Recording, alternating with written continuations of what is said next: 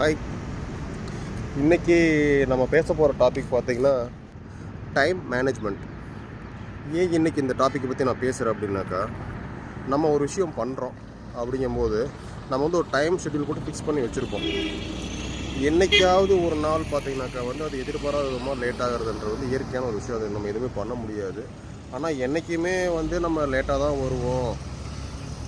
மற்ற எல்லோரும் நம்மளுக்காக வெயிட் பண்ணி நம்ம ஒரு சூப்பர் ஹீரோ மாதிரி என்ட்ரி கொடுக்கணும் அப்படின்னு நினச்சினாக்கா கரெக்டாக செட் ஆகாது யாருக்குமே.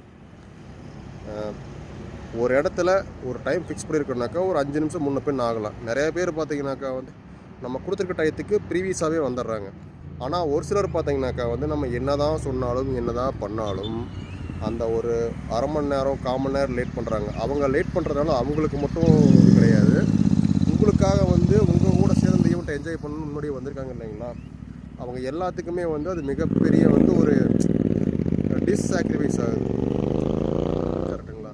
நான் சொல்கிறது என்ன அப்படின்னா, அந்த டைம் மேனேஜ்மெண்ட்டை தயவு செஞ்சு கொஞ்சம் ஃபாலோ பண்ணுங்கள். கொஞ்சம் கொஞ்சமாக அதை கரெக்ட் பண்ணி நீங்களும் எல்லாத்து மாதிரியும் 5 நிமிஷத்துக்கு முன்னாடி அந்த ஸ்பாட்டுக்கு போய் நிற்கணும் அப்படின்ற மைண்ட் செட்டுக்கு வாங்க.